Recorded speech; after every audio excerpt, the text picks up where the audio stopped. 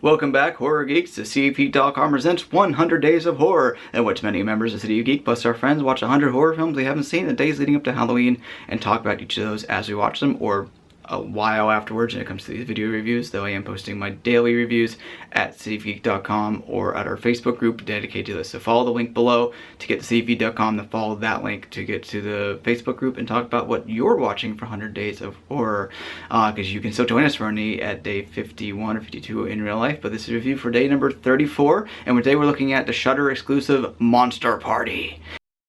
I loved this movie.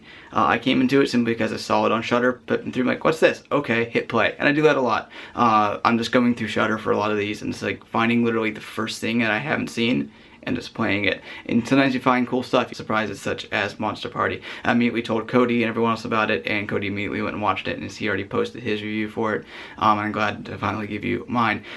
So what is Monster Party? It's a comedic horror film about a group of thieves who get themselves set up to work at a rich house faking to be caterers.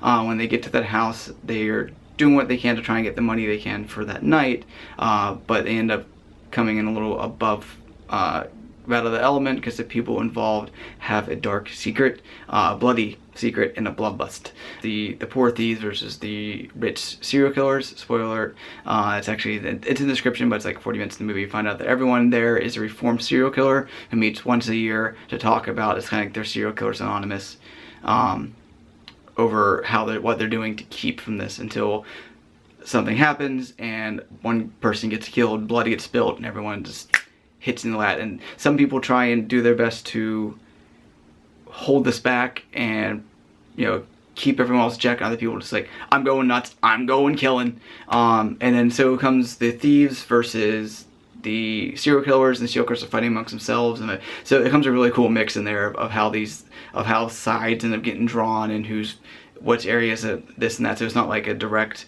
this versus this, but it feels very much like, say, Don't Breathe meets Ready or Not. But it stars Robin Tunney and Julian McMahon as the head of the family. Land Reddick's in the movie. You might remember him from many things, including John Wick, which, you know, he's become more known for recently, but he's been in so many things over the course of a long time. He's a guy who picks his projects very well, so when he shows up in something, it's always cool. And a bunch of people I'm not sure might recognize from this or that. Chris Von Huffman, he's done one feature before, Drifter, which is another horror comedy. I haven't seen it, and a lot of shorts. I might check out Drifter because how much I love this movie, because it's gleefully violent, blood spilling everywhere. It doesn't make it a good movie simply because of blood spilling everywhere, but it's because of how you do it.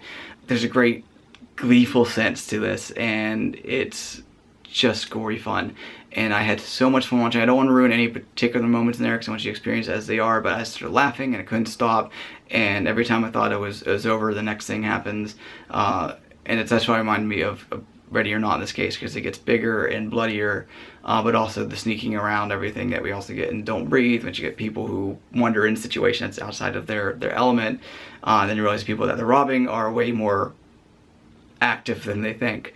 I mean, it's just pulpy fun. It's pulpy, bloody, gory fun, and if that's what you're going for, if that's what you want. If you thought Green Room should have been funny, there you are. There's a quote for you. Green Room, but funny. Because the first one was just hilarious. That and Blue Ruin are just the biggest comedies of their time.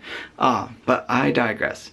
So check out Monster Party. It's streaming on Shudder, and if you're watching this, you probably have Shudder. If you don't, you can pay $4 a month. They have it on Amazon. So much great stuff, not only new stuff, but old stuff. And this is an ad for Shudder, but not really, because they're not paying me. I'm paying them to keep watching them every month. I'm definitely abusing the hell out of it, because I see most stuff on there, and every time they add something, I immediately get on to watch it. Monster Party, I'm going to give a solid A-.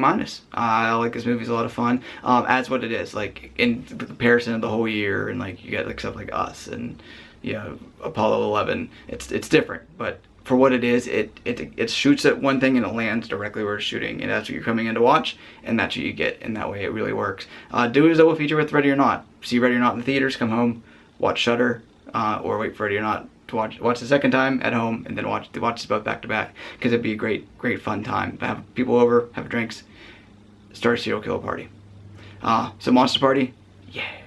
Like, comment, subscribe. I'm putting up a couple of these today, and I'll put a couple more. We'll get caught up eventually here. And go to cityofgeek.com and subscribe to our podcast, subscribe to everything else, and love us. We love Bye.